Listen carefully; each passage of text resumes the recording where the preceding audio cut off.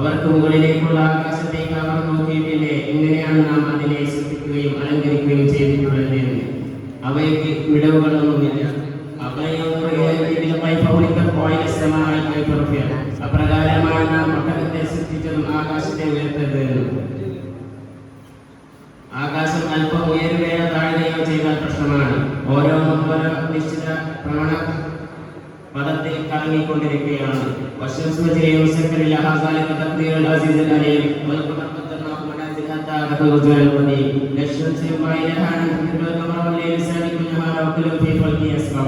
സൂര്യൻ അതിന്റെ സ്ഥിരമായുള്ള സ്ഥാനത്തേക്ക് സഞ്ചരിക്കുന്നു.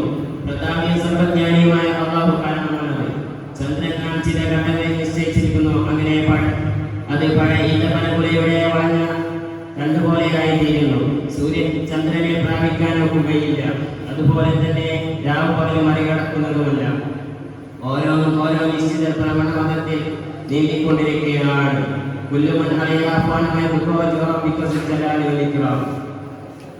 എന്നാൽ എല്ലാം അവസാനിക്കുന്ന ഒരു സമയമുണ്ട്. അവിടെ പൂർവ്വത്തുള്ള എല്ലാം അവസാനിക്കുന്നതാണ്. പ്രതാപിക സർവജ്ഞാനിയുമായ അള്ളാഹുവിന്റെ രക്ഷിതാവിന്റെ മുഖമാത്രം അവശേഷിക്കുകയാണ്. അള്ളാഹു ആകാശത്ത് നൽകിയ നിറം കണ്ണിന് സുഖവും മനസ്സിന് പ്രശാന്തി നൽകുന്ന നിറമായതുകൊണ്ടാണ്. ഈ തിരിച്ചറിവ് നമ്മുടെ വിശ്വാസത്തെയും അതുവഴി നമ്മുടെ ആരാധന കർമ്മങ്ങളെയും വർദ്ധിപ്പിക്കേണ്ടിയിരിക്കുന്നു. ഞാൻ ഇത്രയും പറഞ്ഞുകൊണ്ട് എന്റെ പ്രസംഗം നിർത്തുകയെന്ന് അസ്സലാമു അലൈക്കും വറഹ്മത്തുള്ളാഹി തആല വബറകാതുഹു.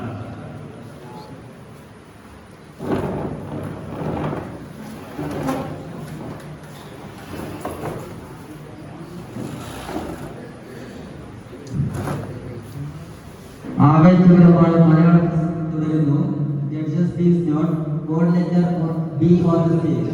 Judges please note code letter B on the stage.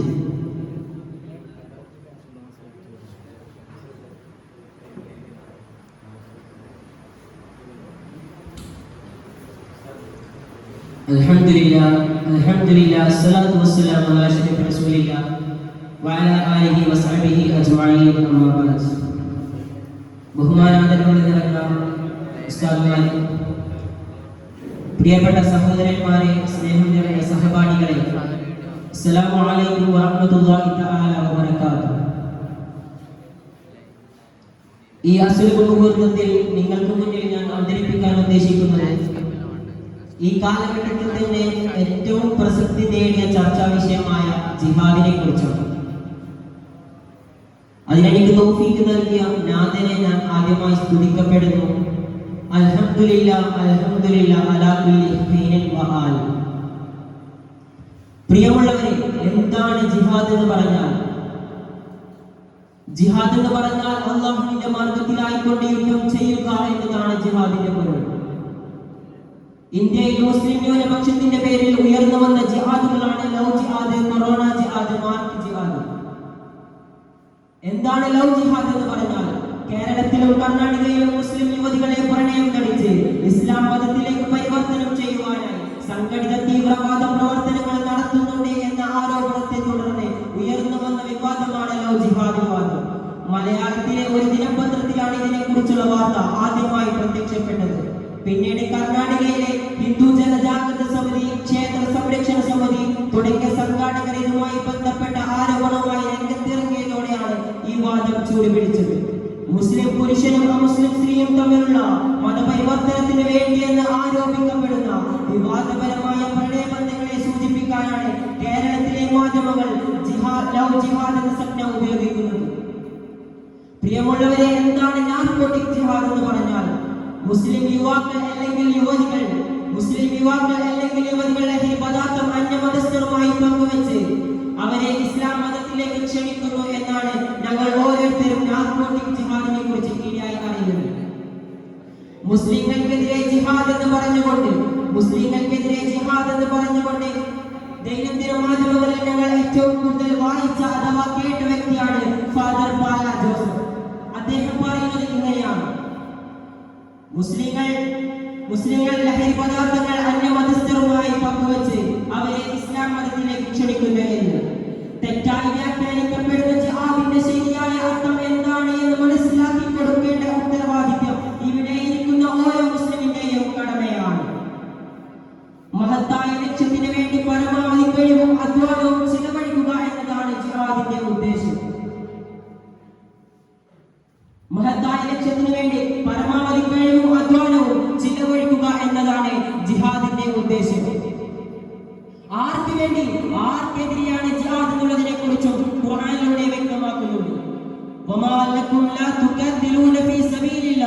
വലാ മുസ്തഅഫീന Mir റിജാലി വന്നിസാഇ വൽവിൽദാൻ.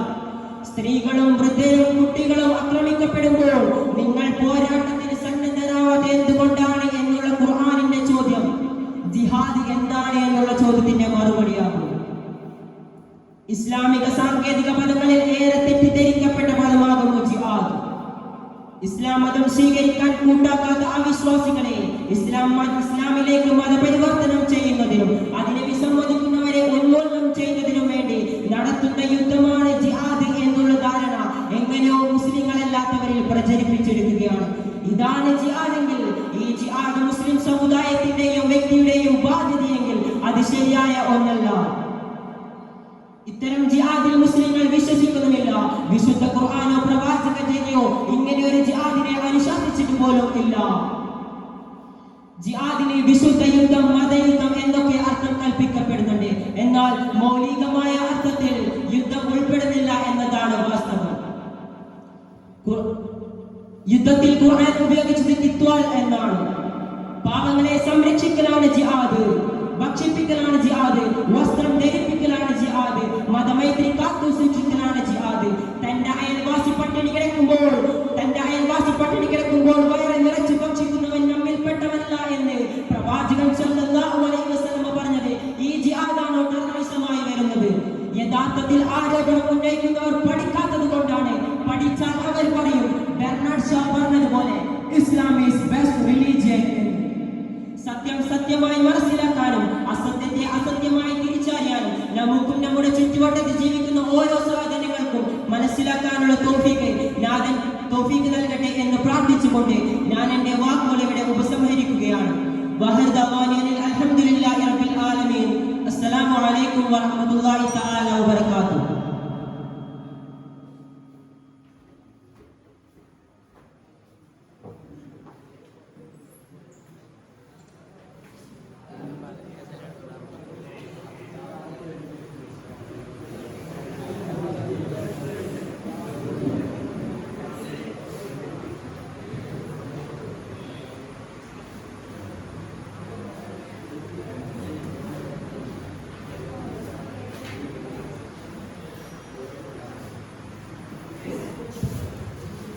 Judges, please note code letter C on the stage.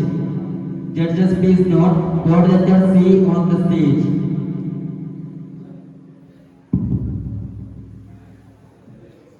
Alhamdulillah, rabbil alamin. Wassalatu wassalamu ala ashraf rasulillah wa ala alihi wa sahbihi ajma'in, amma ba'd. ആദരണീയരായ ഉസ്താദ്മാരെ, സ്നേഹം നിറഞ്ഞ സഹപാഠി സുഹൃത്തുക്കളെ, അസ്സലാമു അലൈക്കും വറഹ്മത്തുള്ളാഹി തആല വബറകാതുഹു.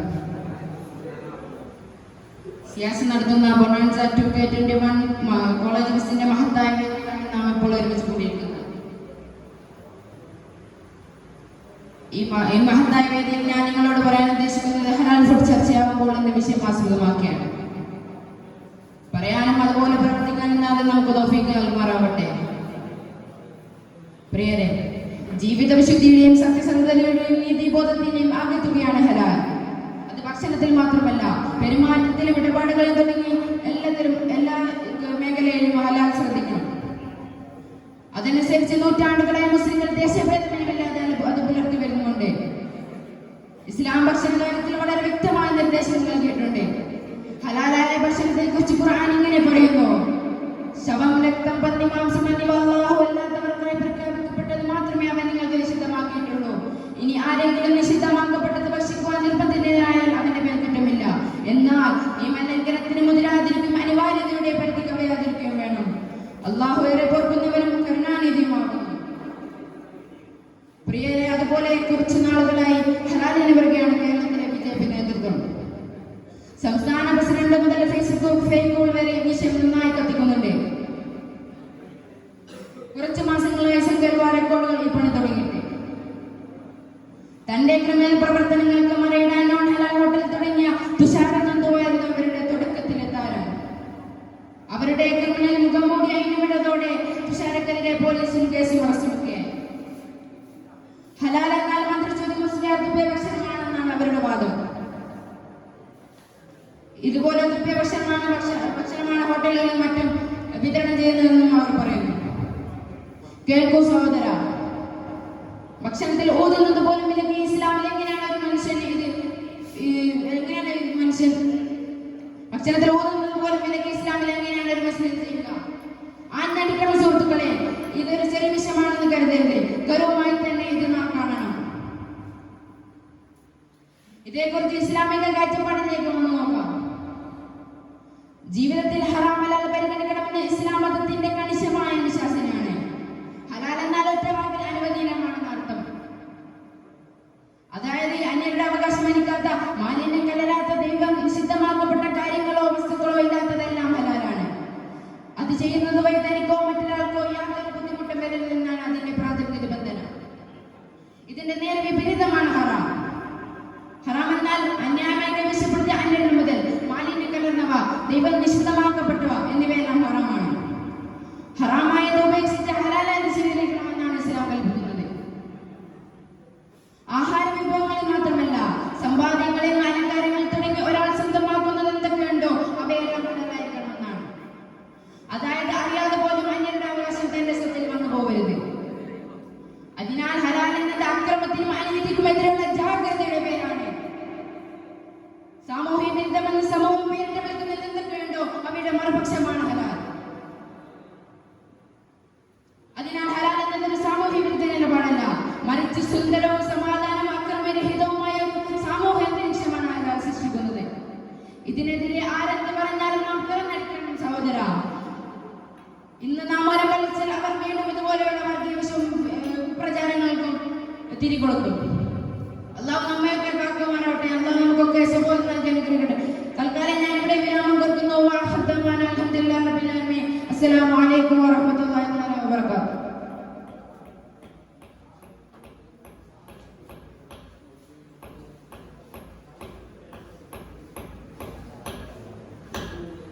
Judges, please note next board letter D on the stage. Judges, please note next board letter D on the stage.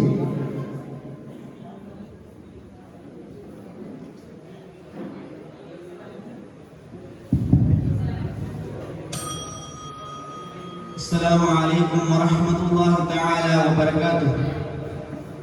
الحمد لله والصلاة والسلام على أشرف المرسلين وعلى آله وصحبه أجمعين. أما بعد.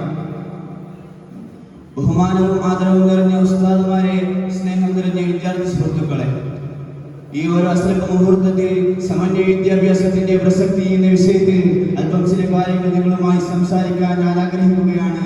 അല്ലാഹു സുബ്ഹാനഹു വ തആല അതിന് തൗഫീഖ് നൽകട്ടെ. ആമീൻ. ബഹുമാന്യരെ, വിദ്യാഭ്യാസം എന്നത് ഒരു മനുഷ്യന്റെ ജീവിതത്തിൽ അവിഭാജ്യ ഘടകമാണെന്നത് അവിതർക്കിതമാണ്. വിദ്യാഭ്യാസ രീതികളെ സാമ്പ്രദായികപരമായി നാം രണ്ടായി തരംതിരിക്കാറുണ്ട്. ഒന്ന് ഭൗതികപരമായ അറിവുകളും രണ്ട് മതപരമായ അറിവുകളും. നാം ജീവിക്കുന്ന ഈ നൂറ്റാണ്ടിൽ കൂടുതൽ ആളുകളും ഭൗതികപരമായ അറിവുകൾ പഠിക്കാൻ ആഗ്രഹിക്കുന്നവരാണ്. അധികം ആളുകളും ഭൗതിക പഠനത്തിന് വേണ്ടി മതപഠനം ഉപേക്ഷിക്കുന്നവരാണ്. അതുപോലെ തന്നെയാണ് നമ്മുടെ പൂർവികർ മതപഠനത്തിന് വേണ്ടി ഭൗതിക പഠനം ഉപേക്ഷിച്ചവരാണ്. ഈ രണ്ടു കൂട്ടർക്കും ഒന്നുകിൽ ഭൗതിക പഠനം മതപഠനത്തിനോ അല്ലെങ്കിൽ മതപഠനം ഭൗതിക പഠനത്തിനോ ഒരു തടസ്സമായിരുന്നു. എന്നാൽ ഇവ രണ്ടിനേക്കാളും ശ്രേഷ്ഠം മതവും ഭൗതികവും സമന്വയിച്ച് പഠിക്കുന്നതാണ്. മതഭൗതിക സമന്വയ വിദ്യാഭ്യാസത്തിൽ മതം ഭൗതികത്തിനോ ഭൗതികം മതത്തിനോ ഒരു തടസ്സമേ അല്ല. ഇസ്ലാമിൽ മതത്തിന് ജീവിതത്തിൽ ഒന്നാം സ്ഥാനമാണ്. ഭൗതികത്തെക്കാളും മതം പഠിക്കാൻ ഇസ്ലാം കൽപ്പിക്കുന്നുണ്ടെങ്കിലും ഭൗതികത്തെ പാടെ ഉപേക്ഷിക്കാൻ ഇസ്ലാം കൽപ്പിക്കുന്നില്ല. ഇസ്ലാം ഭൗതികത്തെ നിരുത്സാഹപ്പെടുത്തിയിട്ടുമില്ല. നമുക്കറിയാം, ഇക്കാലത്ത് ഭൗതിക അറിവുകളില്ലാതെ ഈ ലോകത്ത് ജീവിക്കാൻ വളരെ ബുദ്ധിമുട്ടാണ്. ഭൗതിക അറിവുകൾ ഉണ്ടായാൽ മാത്രമേ നല്ല ഒരു ജോലിയും അതുവഴി ജീവിക്കാൻ ആവശ്യമായ സമ്പാദ്യവും ലഭിക്കുകയുള്ളൂ. അതുപോലെ തന്നെയാണ് മതപരമായ അറിവുകൾ. മതപരമായ അറിവുകൾ ഉണ്ടായാൽ മാത്രമേ നല്ല രീതിയിൽ ഇബാദത്തുകൾ ചെയ്യാനും അതുവഴി പരലോക വിജയം കൈവരിക്കാനും നമുക്ക് സാധിക്കുകയുള്ളൂ. അതിനാൽ ഇരു അറിവുകളും നമുക്ക് അത്യാവശ്യമാണ്. സമൂഹത്തിൽ ഇക്കാലത്ത് മുസ്ലിങ്ങൾക്കെതിരെ വെറുപ്പും വിദ്വേഷവും കൂടി വരികയാണ്. മുസ്ലിങ്ങൾക്കെതിരെ അക്രമം വർദ്ധിക്കുന്നു. പൊതുസ്ഥലങ്ങളിൽ പോലും അവഗണിക്കപ്പെടുന്നു. ഒരു നിരീക്ഷകൻ കണ്ടെത്തിയ നിരീക്ഷണത്തിൽ പറയുന്നു, യു പിയിൽ മുസ്ലിങ്ങൾക്കെതിരെ പോലീസ് ഒരുപാട് മുസ്ലിങ്ങൾക്ക് ജീവിതം നഷ്ടമായി.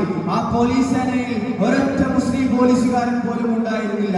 ഒരു പക്ഷേ ആ പോലീസ് സേനയിൽ മുസ്ലിം പോലീസുകാർ ഉണ്ടായിരുന്നുവെങ്കിൽ ആ ആക്രമത്തിന്റെ വീര്യം കുറഞ്ഞേനെ. ഒരു പക്ഷേ ആക്രമം പോലും ഉണ്ടാകുമായിരുന്നില്ല. സമൂഹത്തിൽ ഭൗതികപരമായ ഉന്നതിയിൽ നിൽക്കുന്ന മുസ്ലിങ്ങൾ വളരെ കുറവാണ്. അതുകൊണ്ട് തന്നെ പൊതുസ്ഥലങ്ങളിലും പൊതുസ്ഥാപനങ്ങളിലും പോലും മുസ്ലിങ്ങൾ അവഗണന നേരിടേണ്ടി വരുന്നു. ഭൗതികപരമായ ഉന്നതിയിൽ നിൽക്കുന്ന മുസ്ലിങ്ങളാകട്ടെ മതബോധമില്ലാതെ, അല്ലാഹുവിന്റെ ചിന്തയില്ലാതെ, നിസ്കാരവും ഇബാദത്തുകളും ഇല്ലാതെ ജീവിക്കുന്നു. ഇരുവാലവുകളും ഒരുമിച്ച് പഠിക്കാത്തതിന്റെ കുഴപ്പങ്ങളാണ് ഇവയെല്ലാം നമ്മുടെ സമൂഹത്തിൽ നിന്ന് കുറയണമെങ്കിൽ മതബോധിക സമന്വയ വിദ്യാഭ്യാസം അത്യാവശ്യമാണ്. സമൂഹത്തിൽ ദീനി ബോധമുള്ള മുസ്ലിങ്ങളായ ഡോക്ടേഴ്സ്, മുസ്ലിങ്ങളായ എഞ്ചിനീയേഴ്സ്, മുസ്ലിങ്ങളായ പോലീസുകാരും നിയമപാലകരും ഉദ്യോഗസ്ഥരും എല്ലാം അനിവാര്യമാണ്. അതിനാലാണ് നമ്മുടെ പണ്ഡിതന്മാർ വാഫി, ഹുദവി പോലുള്ള സമന്വയ വിദ്യാഭ്യാസ കോഴ്സുകൾ ഉണ്ടാക്കിയത്. സമന്വയ വിദ്യാഭ്യാസം അഭ്യസിച്ചാലേ മുസ്ലിങ്ങൾക്കെതിരായ തെറ്റിദ്ധാരണകൾ നീങ്ങുകയുള്ളൂ. അത് പഠിച്ചാലേ നമുക്ക് കാലത്തിന്റെ ഒഴുക്കിനൊപ്പം നീന്താൻ സാധിക്കുകയുള്ളൂ. മുസ്ലിങ്ങൾക്കെതിരെ ഒരു ആക്ഷേപം വന്നാൽ അതിനെ പ്രതിരോധിക്കണമെങ്കിൽ മതവും ഭൗതികവും പഠിച്ചവർ അത്യാവശ്യമാണ്. അൽഹംദുലില്ലാഹ് ഇക്കാലത്ത് ഒരുപാട് ഉന്നത സ്ഥാനങ്ങളിൽ മുസ്ലിങ്ങളായ ആളുകൾ കടന്നു വന്ന് തുടങ്ങിയിട്ടുണ്ട്. അതിലധികവും വാഫി, ഹുദവി പോലുള്ള സമന്വയ വിദ്യാഭ്യാസം അഭ്യസിച്ചവരാണ്. ഇനി ഭാവിയിൽ ഇതുപോലെയുള്ളവർ ഉന്നത സ്ഥാനങ്ങളിൽ എത്തുന്നതോടെ സമൂഹത്തിന് ഇസ്ലാം എന്താണെന്ന് മനസ്സിലാകും. അവർ തെറ്റിദ്ധാരണകൾ ഒഴിവാക്കി ഇസ്ലാമിനെ ബഹുമാനിക്കാൻ തുടങ്ങും. മുസ്ലിങ്ങൾക്കെതിരായ അക്രമങ്ങളും ചൂഷണങ്ങളും ഒരു പരിധിവരെ കുറയും. നാം എല്ലാവരും മതബോധിക സമന്വയ വിദ്യാഭ്യാസ പ്രസ്ഥാനമായ വാഫി വിദ്യാർത്ഥികളാണ്. അത് നല്ല രീതിയിൽ പഠിക്കാനും സമൂഹത്തിൽ അത് ഉപയോഗിക്കാനും അല്ലാഹു സുബ്ഹാനഹു വ തആല തൗഫീഖ് നൽകട്ടെ എന്ന് പ്രാർത്ഥിച്ചുകൊണ്ട് ഞാൻ എൻ്റെ വാക്കുകൾ ഉപസംഹരിക്കുന്നു. വആഖിറു ദഅവാനാ അൽഹംദുലില്ലാഹി റബ്ബിൽ ആലമീൻ. അസ്സലാമു അലൈക്കും വറഹ്മത്തുള്ളാഹി തആല വബറകാതുഹു.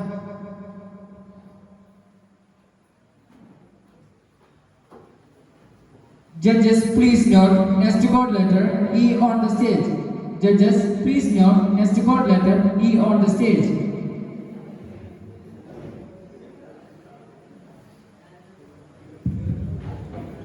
Assalamualaikum warahmatullahi wabarakatuh. Alhamdulillah wassalatu wassalamu ala asyrafil mursalin wa ala alihi wasahbihi ajma'in. Amma ba'd.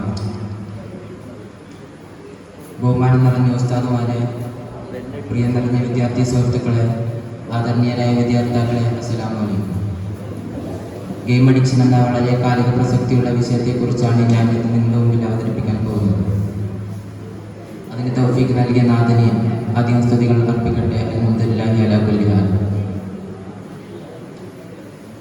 Internet എല്ലാവരുടെയും വിരൽത്തുമ്പിലെത്തിയ കാലത്താണ് ഓൺലൈൻ ഗെയിമിന്റെ വ്യാപക പ്രചരണം നടന്നത്. ഇന്ന് എല്ലാവരുടെയും കയ്യിൽ സ്മാർട്ട് ഫോണുകളുണ്ട്. വീടുകളിൽ ഗെയിമിംഗ് കൺസോളുകളോ അല്ലെങ്കിൽ കമ്പ്യൂട്ടറുകളോ ഉണ്ട്. അതുകൊണ്ട് തന്നെ വിദ്യാർത്ഥികൾ അല്ലെങ്കിൽ മുതിർന്നവർ ഗെയിമിൻ്റെ അടിമകളായി തീർന്നിട്ടുണ്ട്. അങ്ങനെ ഓഫ്ലൈൻ ഗെയിമിൽ നിന്നും ഓൺലൈൻ ഗെയിമിലേക്ക് ഒരു തലമുറയെ തന്നെ പറിച്ചു നടപ്പെട്ടു. ഓൺലൈൻ ഗെയിമിൻ്റെ അടിമകളായത് കൂടുതലും വിദ്യാർത്ഥികളാണ്.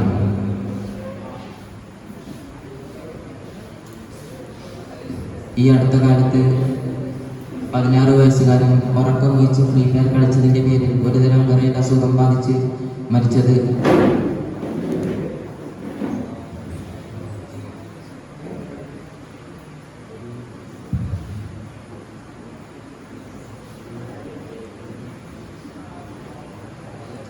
ഇത്രയും പറഞ്ഞുകൊണ്ട് ഞാൻ എൻ്റെ വാക്കുകൾ ഇവിടെ വിവരം കൊടുക്കുന്നു.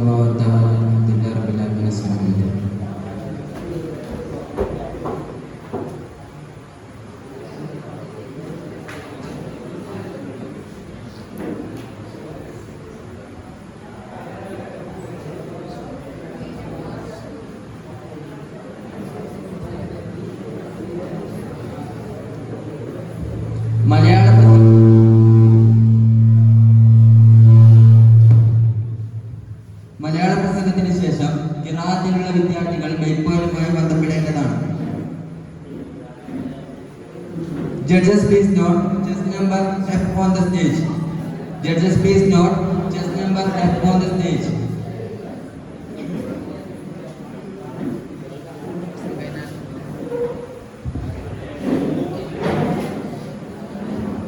السلام عليكم ورحمة الله تعالى وبركاته. بسم الله الحمد لله الصلاة والسلام على النبي الكريم وعلى آله وصحبه أجمعين أما بعد.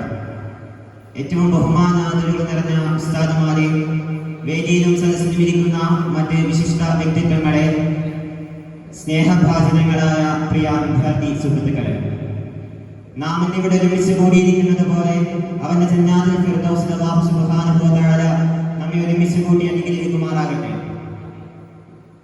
ഈ അസുലഭ നിമിഷത്തിൽ ക്യാമ്പസുകൾ ലഹരിക്കടിമപ്പെടുമ്പോൾ എന്നുള്ള കാലികമായ വിഷയത്തിൽ അല്പം ചില വാക്കുകൾ ഞാൻ നിങ്ങളുമായി സംവദിക്കാൻ ആഗ്രഹിക്കുന്നു. നാഥൻ തൗഫീഖ് നൽകട്ടെ. മാറി മറഞ്ഞുകൊണ്ടിരിക്കുന്ന മനുഷ്യന്റെ വിദ്യാഭ്യാസ ഘട്ടങ്ങളിലൊന്നാണ് ക്യാമ്പസ് ജീവിതം. കുടിത്തത്തിന്റെ മധ്യ സ്വഭാവത്തിൽ നിന്ന് പക്വതയുടെ യുവത്വത്തിലേക്കുള്ള പരിവർത്തന ഘട്ടം നടക്കുന്നത് ഇതേ ക്യാമ്പസുകളിൽ വെച്ച് തന്നെയാണ്. കെമിസ്ട്രി ലാബുകളിലെ രാസമാറ്റങ്ങളുടെ വേഗതയിൽ ഓരോ വിദ്യാർത്ഥിനിയുടെ സ്വഭാവത്തിൽ മാറ്റം സംഭവിക്കുന്നതും ഈ ഘട്ടത്തിൽ നിന്ന് തന്നെയാണ്. ഓരോ വിദ്യാർത്ഥിയുടെയും വ്യക്തിത്വ വികാസത്തിന് അടിസ്ഥാനപരമായ പങ്ക് വഹിക്കുന്നത് ക്യാമ്പസുകളാണ് എന്നതിൽ യാതൊരുവിധ സംശയവും വേണ്ട. മറ്റൊരർത്ഥത്തിൽ സന്തോഷത്തിന്റെയും സ്നേഹത്തിന്റെയും ആനന്ദത്തിന്റെയും അതുല്യ നിമിഷങ്ങളാണ് കലാലയങ്ങൾ. അതുകൊണ്ടാവണം കവിശ്രേഷ്ഠൻ ONV കുറിപ്പ് തന്റെ വിദ്യാലയ തിരുമുറ്റത്തേക്ക് തിരിച്ചെത്താനുള്ള മോഹം പ്രകടിപ്പിക്കുന്ന വരികൾ മലയാളമെന്ന് ഏറ്റെടുത്തത്. ഈ ആനന്ദത്തിന്റെയും ഈ സന്തോഷത്തിന്റെയും അതിർവരമ്പുകൾ ലംഘിക്കുമ്പോഴാണ് ആധുനിക വിദ്യാകേന്ദ്രം ലഹരിയുടെ ആസ്ഥാനങ്ങളായി മാറുന്നത്.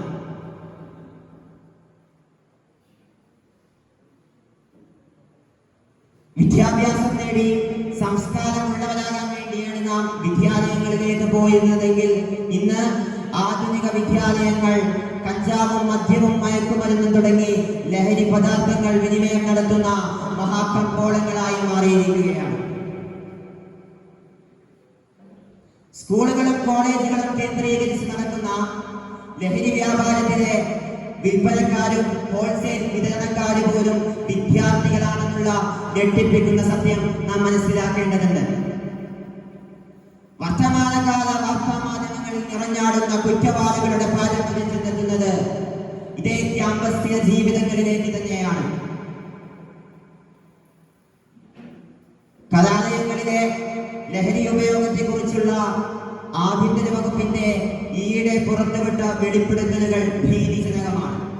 കലാലയങ്ങളെ കേന്ദ്രീകരിച്ച് സംസ്ഥാനത്തിന്റെ വ്യാപകമായി നടത്തിയ ക്ലീൻ ക്യാമ്പസ് സേഫ് ക്യാമ്പസ് എന്ന പേരിൽ നടത്തിയ പരിശോധനയിൽ 6736 കേസുകളാണ് ഈ കഴിഞ്ഞ 9 മാസത്തിനിടെ രജിസ്റ്റർ ചെയ്തത്.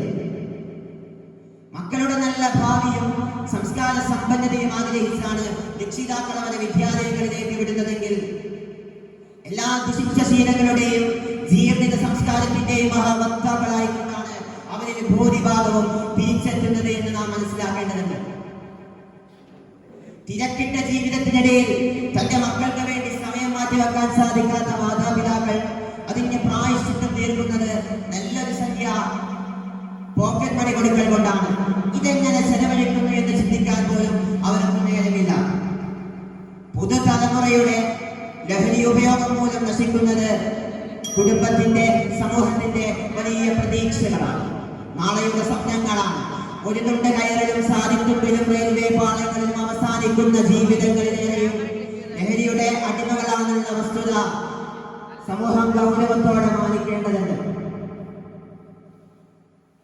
നിയമം കൊണ്ട് മാത്രം ഇതൊന്നും നിയന്ത്രിക്കാൻ സാധിക്കണമെന്നില്ല. സമൂഹത്തിന്റെ സ്കൂൾ തലം മുതലുള്ള നിരന്തരമായ പ്രബോധനം, സന്നദ്ധ സംഘടനകളുടെയും രാഷ്ട്രീയ പാർട്ടികളുടെയും നേതൃത്വത്തിൽ നടക്കുന്ന പ്രചരണം, കലാലയ സമീപത്ത് കലായാത്രികരുടെയും നിയമപാലകരുടെയും സജീവ നിരീക്ഷണം തുടങ്ങി. സമൂഹത്തിന്റെ കൂട്ടായ പരിശ്രമത്തിലൂടെ മാത്രമേ ഈ വിപത്തിനെ നമുക്ക് തടയാൻ കഴിയൂ. സമൂഹത്തിലെ നമുക്ക് ഈ വിപത്തിനെതിരെ നമുക്ക് ഒരുമിച്ച് കൈകോർക്കാം. അതിന് അല്ലാഹു സുബ്ഹാനഹു വ തആല തൗഫീഖ് നൽകി അനുഗ്രഹിക്കുമാറാകട്ടെ. ആമീൻ എന്ന് ആത്മാർത്ഥമായി പ്രാർത്ഥിച്ചുകൊണ്ട് ഞാൻ നിർത്തുന്നു. അസ്സലാമു അലൈക്കും വറഹ്മത്തുള്ളാഹി വബറകാതുഹു.